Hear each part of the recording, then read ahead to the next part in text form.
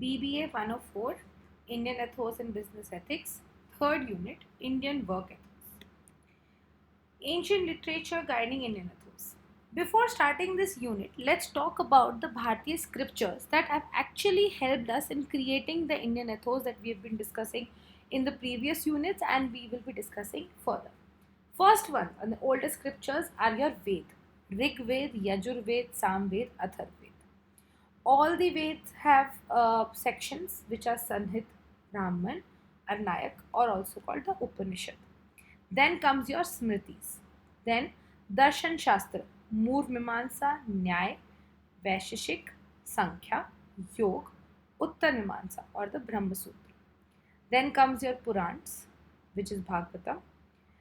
Then comes the writings of your Acharyas, Jagat Gurus, writings of Rasev, Bhakt and saints. Then comes our Itihas, our Ramayana and Mahabharata.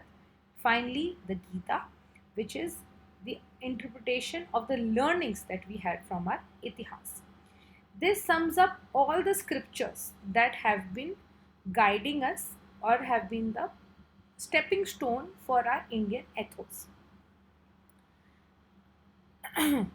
Let's start discussion further. As Indian ethos is a principle derived from the Upanishad, Bhagavad Gita and Purans, where the performance is always ethical. Indian ethos promotes a person to live a life of materialism and spirituality by maintaining a balance between spiritual values and secular values. Indian ethos impacts the performance of business by emphasizing on the concept like sacrificing individual desires in favor of social benefits and preferring long-term benefits. The process of management involves the three aspects: maximum utilization of resources, leading to efficiency, materializing the organizational goal towards the effectiveness and value addition to world, suggesting social responsibility. All these aspects could be possible only in a healthy environment. Ethics and ethical behavior happens to the main ingredients of healthy management. Our ancient wisdom literature in the Vedas, Vedant, Upanishads, Ramayana, Mahabharata, Bhagavad Gita, or the Arthashastra are a storehouse of comprehensive and powerful philosophy to be applied in all ages for the benefit of mankind. Since Indian philosophy extols unity amidst all diversity, belief in tolerance, quest for freedom, we can become better performers by imbibing knowledge from these scriptures on the art of management. We just mentioned a whole list of these scriptures. But what is the core idea that has been developed over the period of time from all these scriptures are that you need to live a life which is ethical. You do not have to live a life which is deprived of materialism. No, that is not what it suggests. It says materialism should exist along with spirituality. Because once you have spirituality, you're growing from within. You're helping in self growth, self development. And once you do that, you will be performing activities which are performing long term benefits and social benefits. It talks about management styles which says maximum utilization of resources.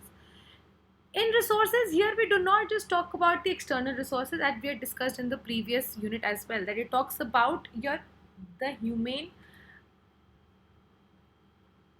aspect of your organization as well, the people who are working. How can you utilize the maximum of the people? How can, as people, you give maximum to the organization if you have contentment, if you have achieved self growth, if you have achieved understanding yourself?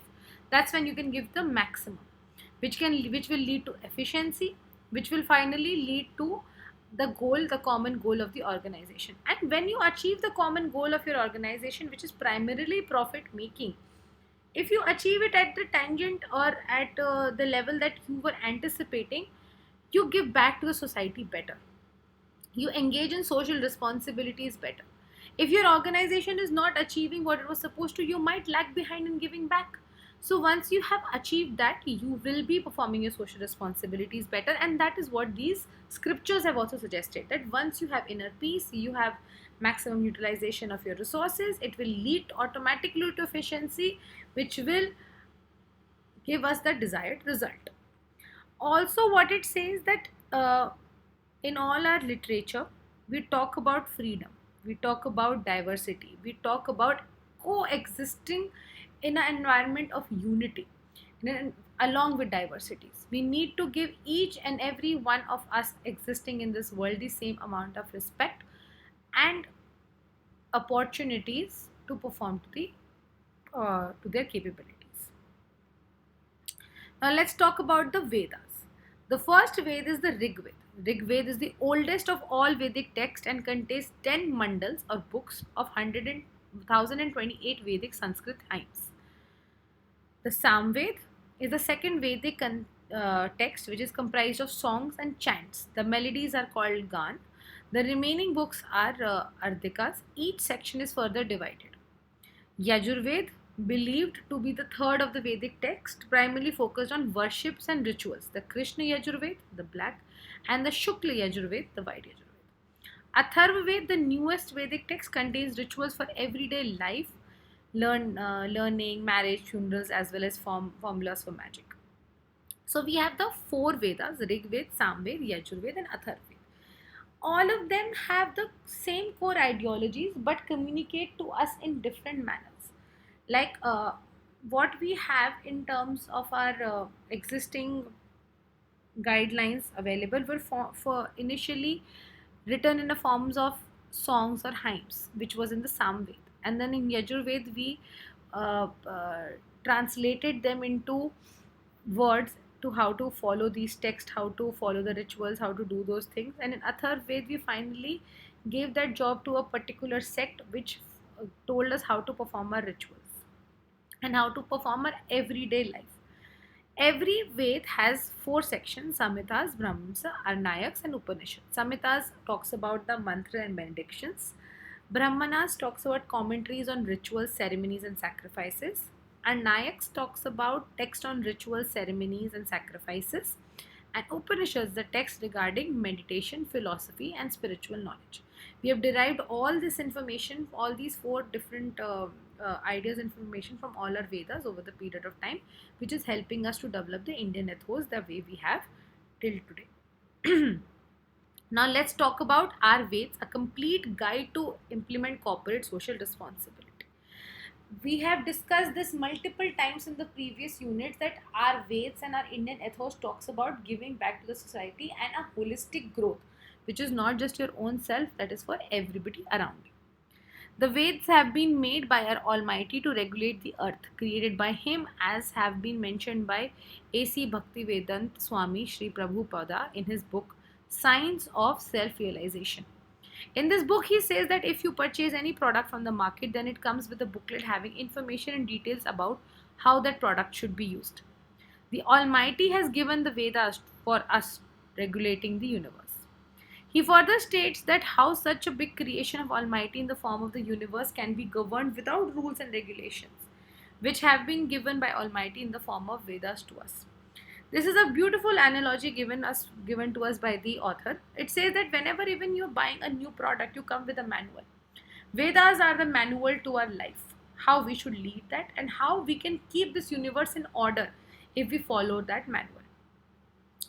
Vedas, known as the storehouse of our ancient value system, emphasize on Satyam, the truth, Tap or austerity, Dam or sense of control, Samay, the tranquility of mind, Dharm, righteousness, Danam or charity, Daya or mercy, and Nasha or renunciation.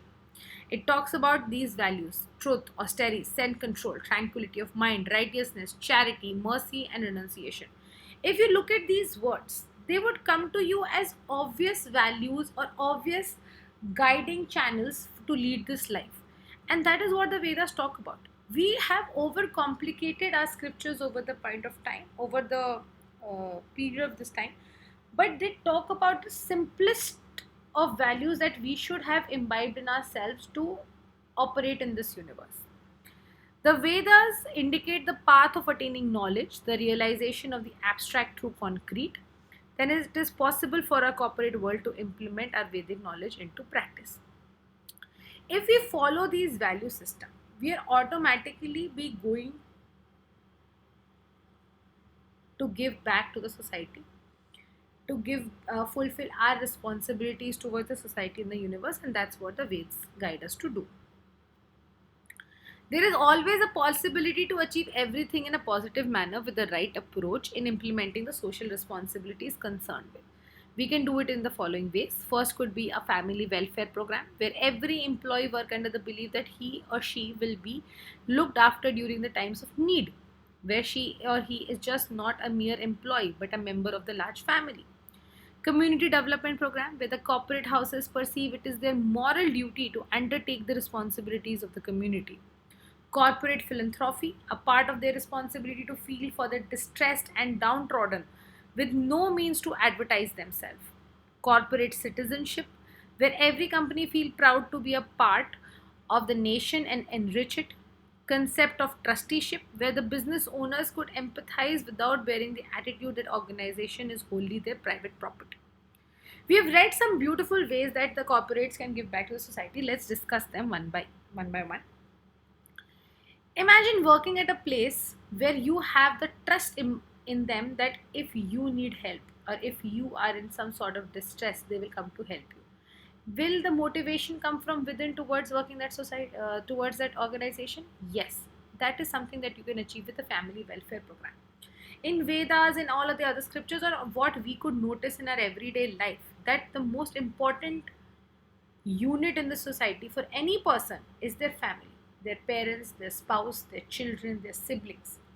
Nothing can overpower their love for each other.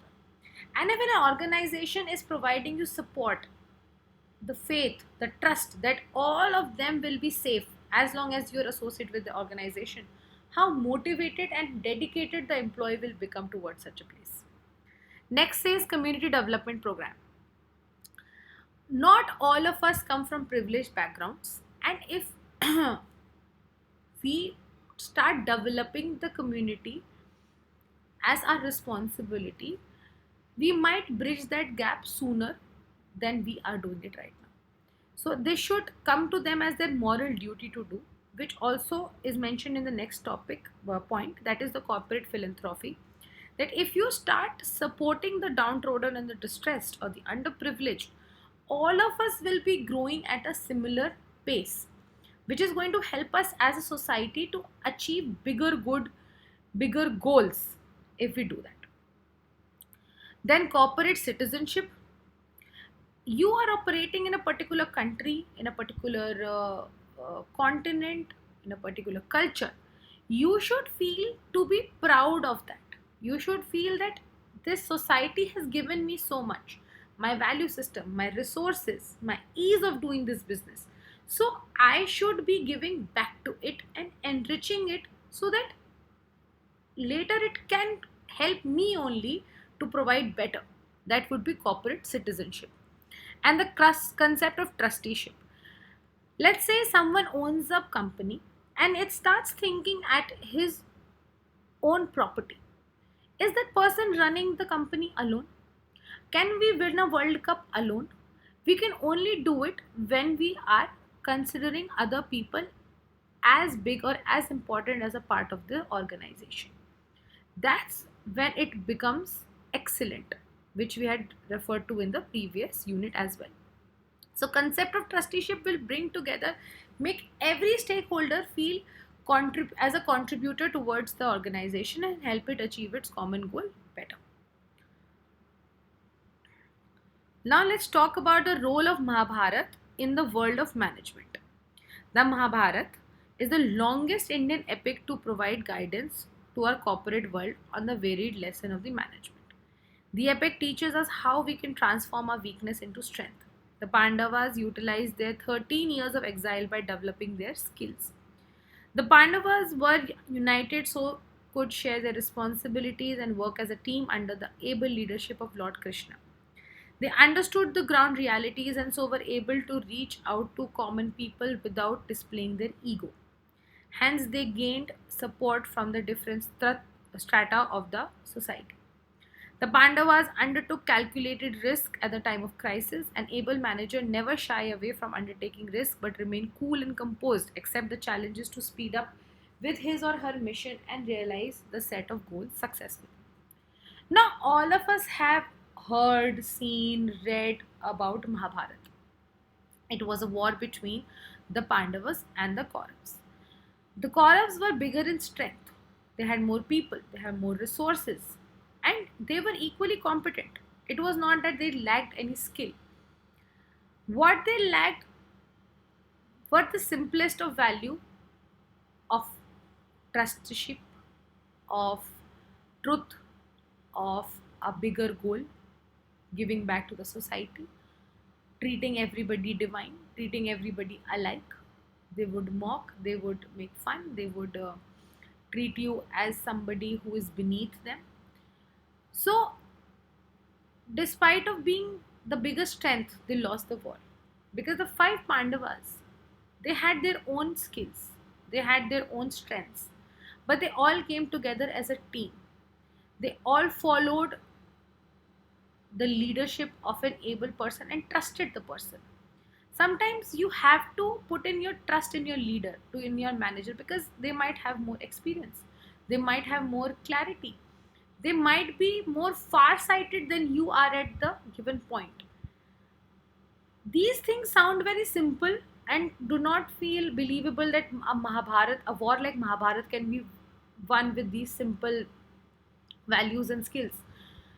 Of course, there was divine power involved, there were a lot of other things at stake, but this was the core of Mahabharata, that they used all their time in self development. They practiced self restraint. They focus on introspection. They were not ready to fight the war. The entire conversation between Arjun and Krishna at the beginning of the war was that Arjun was not convinced that he should participate in this war. He was not ready to stand up against his own uncles and cousins. But that's when the concept of non doing was explained to Krishna by them. That don't think that what you are doing right now is your curve. It was already decided that it will happen. You are just an instrument to achieve that.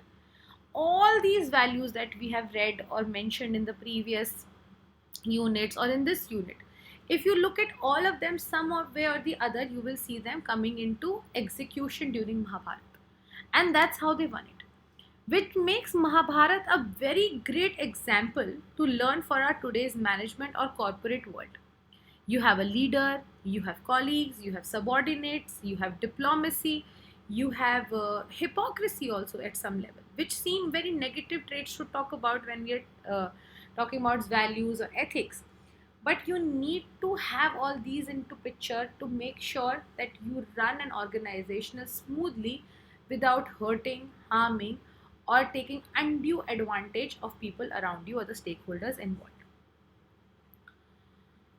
So that was the role of Mahabharat, and it could was very nicely said by our former president, explained by our former president also, Shri APJ Abdul Kalam, in his four lines, which said, "Where there is righteousness in the heart, there is beauty in the character.